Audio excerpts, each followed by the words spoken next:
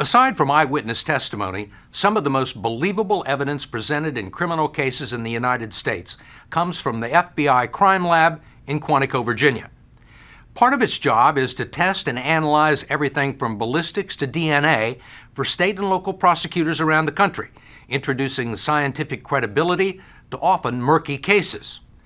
But a 6-month investigation by 60 Minutes and the Washington Post last November showed that there are hundreds of defendants imprisoned around the country who were convicted with the help of a now discredited forensic tool, and that the FBI never notified them or their lawyers or the courts that their cases may have been affected by faulty testimony. The science, called bullet-lead analysis, was used by the FBI for 40 years in thousands of cases, and some of the people it helped put in jail may be innocent. One of them is Lee Wayne Hunt, who's now serving a life sentence in North Carolina for murder. How long have you been here? 22 years, 6 months, and 5 days. Did you do it? No.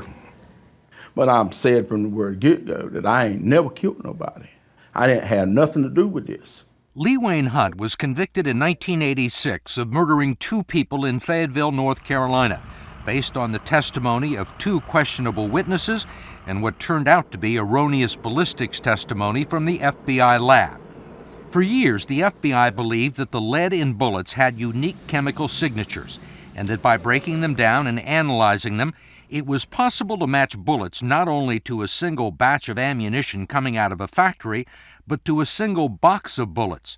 And that's what the FBI did in the case of Lee Wayne Hunt, tying a bullet fragment found at the house where the murders took place to a box of bullets the prosecutors linked to Hunt.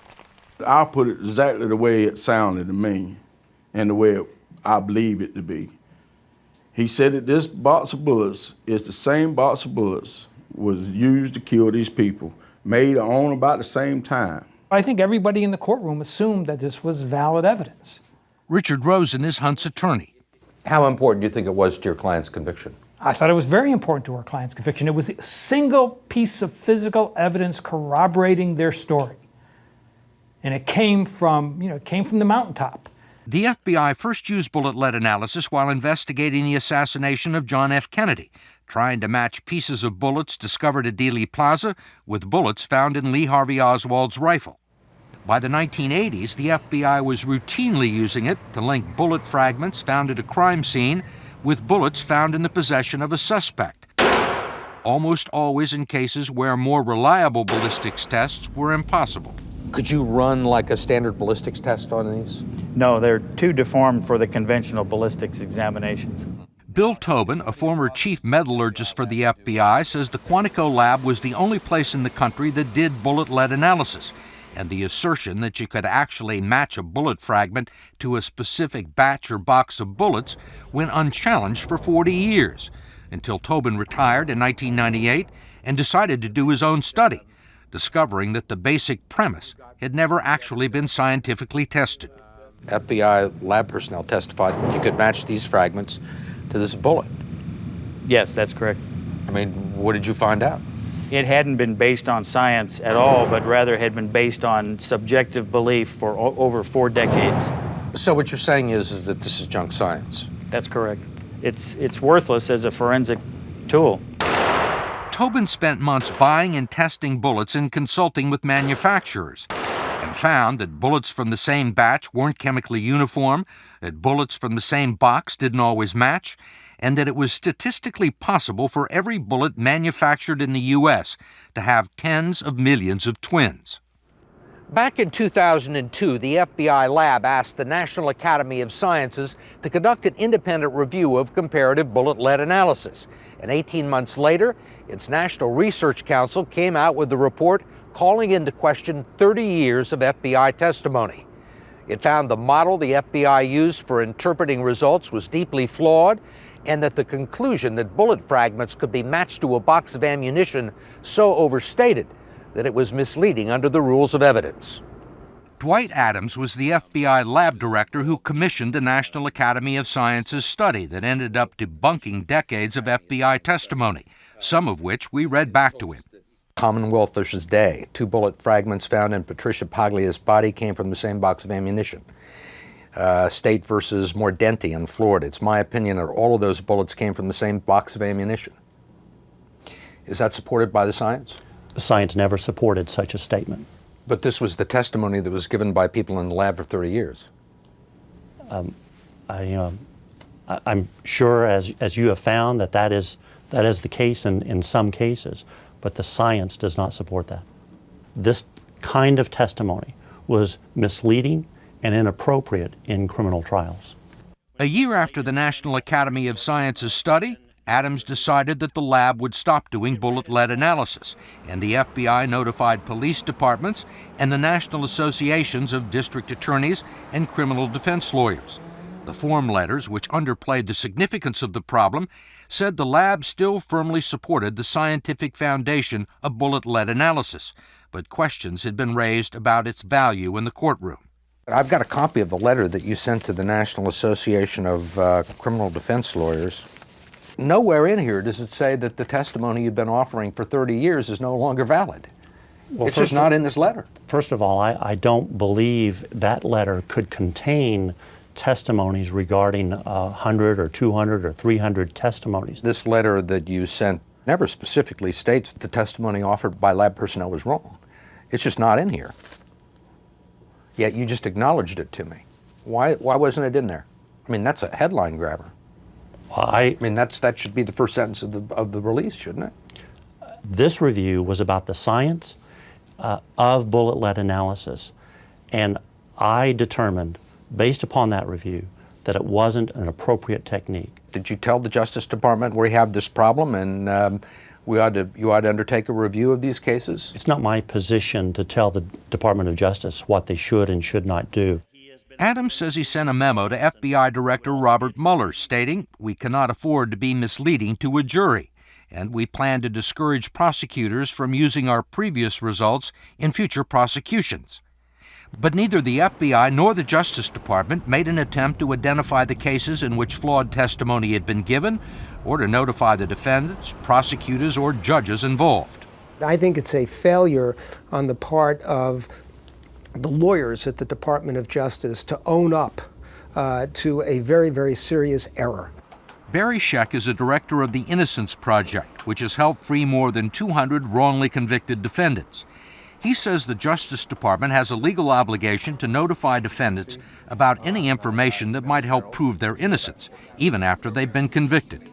When federal agents come into court and testify to something that we now know was scientific error, that could be crucial evidence in serious cases, you've got to go in and make a serious, realistic effort to give people a chance to correct the errors. That's only fair. You can't even begin to talk about raising this issue on appeal if the people involved don't know it happened.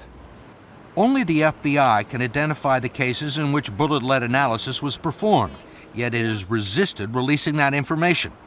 So 60 Minutes joined forces with the Washington Post to see if we could find some of the cases ourselves. Our producers and Post reporter John Solomon worked with the Innocence Project and a team of summer associates from the New York law firm Skadden Arps, who conducted computer sweeps of electronic court files. We managed to identify 250 cases in which bullet lead testimony was a factor, and a dozen where it played a pivotal role in deciding the outcome. And that was after looking at only a small percentage of the total cases. There's altogether something like 2,500 cases that the FBI analyzed since the 80s. There could be, 30, 40, 50, who knows, instances where people are wrongfully convicted. A half a dozen defendants, like this North Carolina pastor who was accused of killing his son-in-law, have already won their freedom or a new trial by appealing bullet lead testimony. Others, like this Baltimore police sergeant convicted of murdering his girlfriend, and Lee Wayne Hunt, who you met earlier, are still in jail. I never denied that I was a marijuana dealer in Cumberland County, but I'm denying that I've ever killed anybody. We had fraudulent scientific evidence that the only concrete evidence that was used in this case, the only physical evidence, was bogus. But Lee Wayne Hunt and his attorney Richard Rosen aren't the only ones who believe Hunt was wrongly convicted with bullet lead testimony. At a hearing in January, the case took a strange twist when Staples Hughes, the appellate defender for the state of North Carolina, came forward and revealed a secret that he had been keeping for more than 20 years. The thing that makes this so terrible is that Lee Wayne Hunt didn't do it. That's what makes it so terrible. He didn't do it. He's not guilty. You're sure of that? Yes. 22 years ago, as a young public defender, Staples Hughes was representing Lee Wayne Hunt's co-defendant in the double murder that sent him to prison for life. Hughes says his client, Jerry Cashwell, told him in great detail shortly after he was arrested how he alone had committed the double murder. Lee Wayne Hunt, he said, wasn't even there. But because of the attorney-client privilege, Staples Hughes was duty-bound to keep the secret. It was sort of one of those moments that stops you completely still. You know, my client saying, not only did I kill 2 people, but these other folks didn't have anything to do with it. The state's case is a lie. It's a fabrication. Did you try and get him to tell that to the authorities? No. Because? I'm his lawyer. It wasn't in his interest to have that known at all. Because he could have been facing the death penalty. Sure. Well, he was facing the death penalty. It wasn't theoretical. Did this bother you? It bothered me when Mr. Hunt was being tried. And it's bothered me ever since. There wasn't anything I could do about it. But I knew that they were trying a guy who didn't do it. It wasn't until his client committed suicide in prison that Hughes felt he could come forward to tell his story in court. But instead of being commended for coming forward to clear an innocent man, the judge threw out his testimony and reported Hughes to the North Carolina bar for violating attorney-client privilege, even though his client was dead. I'm not too happy to be in the position I am in now, but there's a guy in prison for something he didn't do. It's impossible to know right now how many other bullet-lead cases like this may be out there in the netherworld of the criminal justice system. But Dwight Adams, the former FBI lab director who began to have doubts about the science, believes it's time for the government to reveal all of the information. I don't believe there's anything that we should be hiding.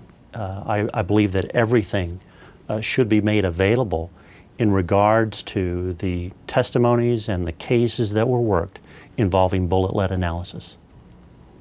The FBI ultimately agreed, acknowledging that some of its bullet lead testimony was misleading and that it should have done more to alert defendants and the courts. As a result of the 60 Minutes Washington Post investigation, the Bureau has already reviewed nearly 100 cases, and according to the Innocence Project, there are problems with the FBI testimony in almost half of them. The complaint against Staples Hughes for violating attorney-client privilege has been dismissed, but Lee Wayne Hunt remains in prison after the North Carolina Supreme Court refused to hear his appeal.